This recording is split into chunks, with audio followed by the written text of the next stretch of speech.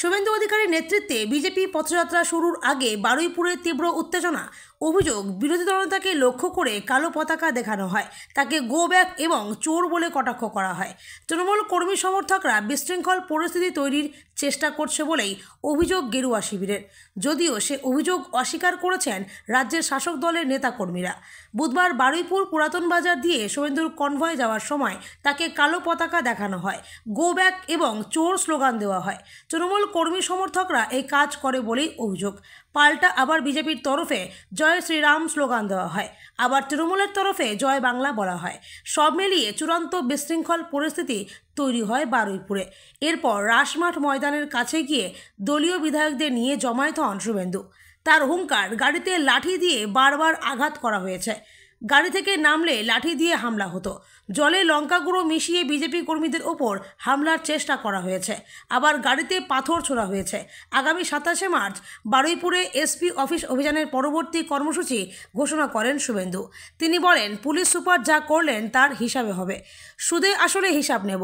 আমরা কাউকে ভয় পাই না, বাংলার জন্য মরতে রাজি আছি। যদিও শুভেন্দুর এই হুঙ্কারে আমলে দিতে নারাজ তৃণমূল, তাদের বিরুদ্ধে ওঠা হামলার অভিযোগও অস্বীকার করেছে রাজ্যের শাসক শিবির।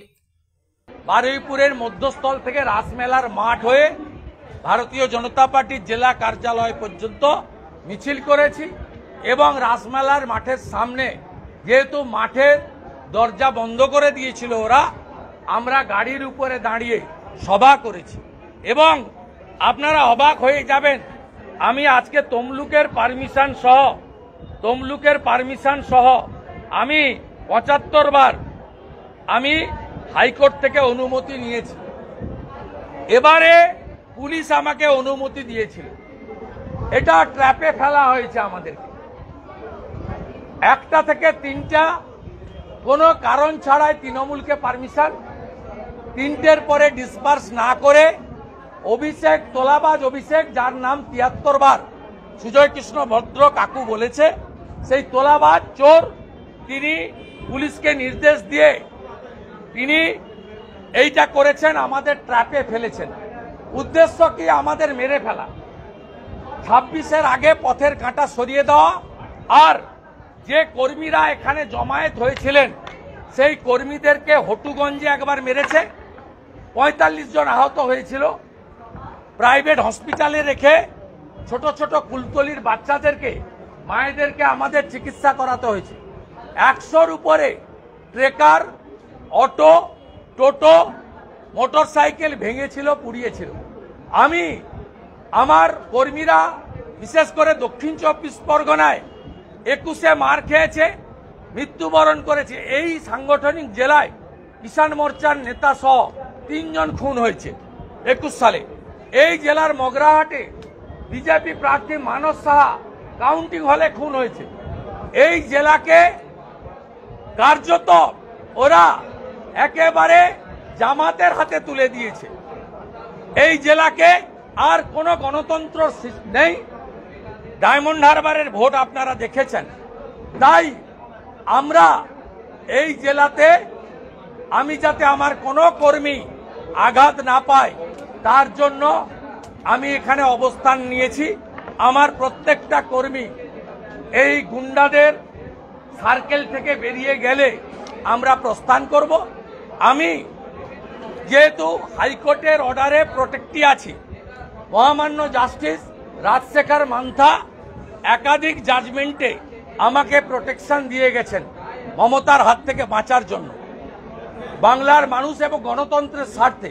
যেহেতু আমি লিডার অব অপোজিশন, আমি আইনগতভাবে বারুইপুরের এসপি, বারুইপুরের আইসি এদের নামে সরাসরি আর ডিজিপিকে পার্টি করে আমি আমার আইনি লড়াই করব। এবং আমি মহামান্য উচ্চ আদালতে যেতে বলেছি অধ্যাপক মনোরঞ্জন জোদ্দার, এই জেলার সভাপতিকে। এবং 27 মার্চ আমরা হাইকোর্টে যাব।